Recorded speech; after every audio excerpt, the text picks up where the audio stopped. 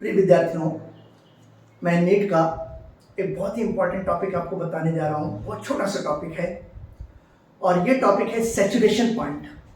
यकीन मानिए 99% के स्टूडेंट्स सैचुरेशन पॉइंट क्या होता है वो जानते ही नहीं हैं। और जिस तरीके से 2025 से नीट का पेपर जो था मॉडिफाई हुआ है, एनटीए ने मॉडिफाई किया है।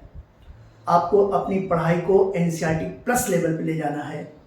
एनसीईआरटी के एक एक लाइन को पढ़ना है, कई बार पढ़ना है, उससे रिलेटेड क्वेश्चंस एमसीक्यू करना है और प्लस पढ़ना है। केवल उतना ही नहीं पढ़ना है, अगर आप श्योर शॉर्ट सिलेक्शन चाहते हैं तो छोटे छोटे पार्ट को भी आप ध्यान में रखोगे। मैंने जो लिखा हुआ है सैचुरेशन पॉइंट।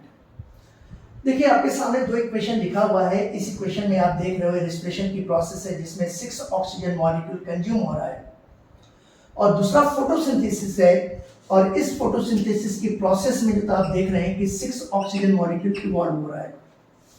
अब मैंने आपको बताया कि रेस्पिरेशन की प्रोसेस जो तो दिन और रात दोनों समय होती है, जबकि फोटोसिंथेसिस की प्रोसेस केवल दिन के समय होती है, रात के समय नहीं होती है। तो अगर ये प्रोसेस और ये प्रोसेस दोनों रेस्पिरेशन और फोटोसिंथेसिस की प्रोसेस इक्वल रेट से हो रही है, तो ऐसी कंडीशन में आप सोचिए कि दिन के समय ऑर्गेनिज्म को, प्लांट और एनिमल को अपने फूड के ऑक्सीडेशन के लिए ऑक्सीजन तो मिल जा रहा है, लेकिन रात के समय जब फोटोसिंथेसिस होगी नहीं तो ऑक्सीजन प्रोड्यूस ही नहीं होगा। और जब ऑक्सीजन प्रोड्यूस नहीं होगा तो रात के समय फूड के ऑक्सीडेशन के लिए क्या ऑक्सीजन अवेलेबल नहीं होगा? ऐसा नहीं है। आप देखो, दोनों जो प्रोसेस के रेट इक्वल नहीं होती है। सैचुरेशन पॉइंट तो वो पॉइंट है जहां पर फोटोसिंथेसिस की रेट मैक्सिमम होती है और फोटोसिंथेसिस केवल दिन में होता है। तो मैक्सिमम जो तक कब होती है, जरा समझिएगा। पहली बात, सैचुरेशन पॉइंट क्या होगा? The point, the time eight which the rate of photosynthesis is maximum. तो ये देखिए, rate of photosynthesis is maximum, उस समय को कहा जाता है सैचुरेशन पॉइंट कहते हैं। अब मैक्सिमम का मतलब तो क्या होगा कि रेस्पिरेशन के रेट के कंपेयर में फोटोसिंथेसिस का रेट होता है 10 से लेके 12 टाइम्स हाई, या जो मोर कर सकते हैं देन रेस्पिरेशन। इतना। अब ये कब होता है? ये बेसिकली तो आप देखेंगे कि फोटोसिंथेसिस का मैक्सिमम रेट मॉर्निंग में होता है 10 AM से 12 PM के बीच में होता है। ऐसा क्यों होगा?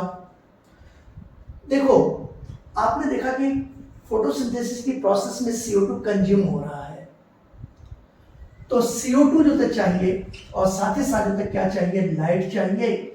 ग्रीन प्लांट में होता है, यानी कि क्लोरोफिल चाहिए। तो जब CO2 की मैक्सिमम अवेलेबिलिटी होगी, लाइट की इंटेंसिटी जब मैक्सिमम होगी, उसी समय होगा। तो चूंकि कोई भी ऑर्गेनिज्म है, प्लांट या एनिमल है, वो रात में भी रेस्पिरेशन करता है। रेस्पिरेशन करेगा तो CO2 बाहर निकालेगा। जब CO2 जो तब बाहर निकालेगा, प्लांट से एनिमल दोनों, तो इस समय होता है, ऐसा समय होता है जब CO2 का कंसंट्रेशन मैक्सिमम होता है। और इसी ड्यूरेशन में 10 से 12 बजे के बीच में जो लाइट है, लाइट की इंटेंसिटी भी कैसी होती है? मैक्सिमम होती है। तो ये दोनों फैक्टर अवेलेबल होते हैं जिसकी वजह से मैक्सिमम फोटोसिंथेसिस होती है और उसी पॉइंट को कहा जाता है सैचुरेशन पॉइंट कहते हैं। अब एक बात और ध्यान रखिए कि मैक्सिमम फोटोसिंथेसिस किस ऑर्गेनिज्म के थ्रू होता है। ये एल्गियोलॉजी का, फाइकोलॉजी का बहुत इंपॉर्टेंट टॉपिक है। तो ये किसके थ्रू होता है? रेड एल्गी और ब्राउन एल्गी, इनके थ्रू होता है। रेड एल्गी किससे बिलोंग करते हैं? आप सभी को मालूम है, ये रोडोफाइसी क्लास से बिलोंग करते हैं। इनमें क्लोरोफिल ए और क्लोरोफिल डी होता है। जबकि जो ब्राउन एल्गी होता है, ये किस क्लास से बिलोंग करता है? ये फियोफाइसी क्लास से बिलोंग करेगा। और इसमें क्लोरोफिल ए और क्लोरोफिल सी होता है।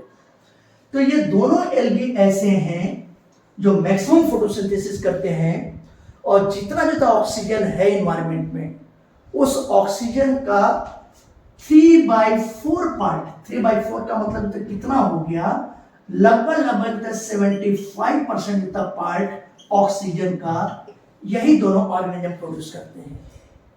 तो इस तरीके से आपको ये वीडियो लेक्चर समझ में आया होगा। Thank you for watching my video.